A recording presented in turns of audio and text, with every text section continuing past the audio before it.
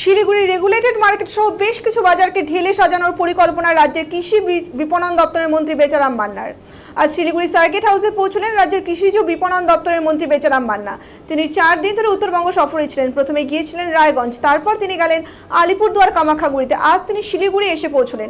Siliguri regulated market ঘুরলেন এবং তিনি বললেন সমস্ত বাজার সুন্দরভাবে তৈরি করার প্রকল্প তিনি 2 থেকে 1 মাসের মধ্যে গড়ে তুলবেন।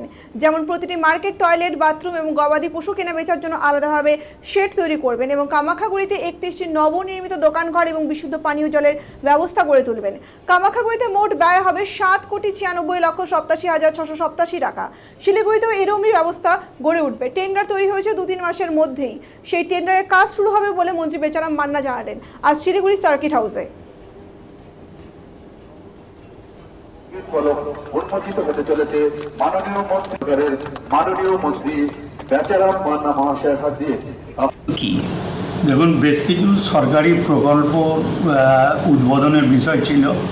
তার মধ্যে ছিল রায়গঞ্জ সুফল বাংলা বিপণন কাউন্টার উদ্বোধন এবং আমাদের রায়গঞ্জ পঞ্চায়েত সমিতির উদ্যোগে আমাদের SWM প্রকল্পের গ্রাম পঞ্চায়েত দপ্তরে থেকে সেটা উদ্বোধন ছিল এবং আমাদের আলিপুরদুয়ারের উত্তরবঙ্গের দ্বিতীয় আমরা মার্কেট ধরতে পারি। আলিপুরদুয়ারের প্রথম সারি কামাখ্যাগুড়ি নিয়ন্ত্রিত বাজার, সেখানে কিছু সেট এবং পশুহাট, পশুদের চিকিৎসা কেন্দ্র, পশুহাটের তার শেড নির্মাণ এবং ওপেন সেলের জন্য সেট, যেটা অকশন সেট বলে, এইসব ছিল। সেগুলো উদ্বোধন করা হলো এবং আমরা আরেকটি প্রোগ্রাম আমরা করলাম। ওখান থেকে করে আমরা শিলিগুড়ি RMC মার্কেটে ব্যবসায়ীদের সাথে একটু সাক্ষাৎ হলো। তাদের বিভিন্ন সমস্যা আগে থেকেই জানা ছিল, কতটা কি সলিউশন হয়েছে সে ব্যাপারে আমরা জানলাম এবং আমাদের সেক্রেটারি সাহেব RMC তার থেকেও খুঁটিনাটি জানলাম। পরবর্তী কলকাতার দিকে রওনা হওয়া।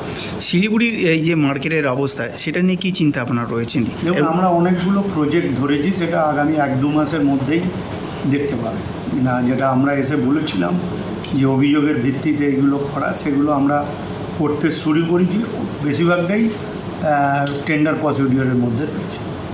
কি দেখুন, বেশ কিছু সরকারি মাননীয় মন্ত্রী বেচারাম মান্না মহাশয়ের হাত দিয়ে আমরা আজকের এই নবনির্মিত কামাখ্যাগুড়ি এলাকার প্রধান বাজার চত্বরে এই নবনির্মিত নির্মাণ সামগ্রীর ফলক উন্মোচিত হতে চলেছে মাননীয় মন্ত্রী বেচারাম মান্না মহাশয়ের হাত দিয়ে আমরা আজকের এই নবনির্মিত কামাখ্যাগুড়ি এলাকার প্রধান বাজার চত্বরে এই নবনির্মিত নির্মাণ সামগ্রীর ফলক উন্মোচিত হতে চলেছে মাননীয় মন্ত্রী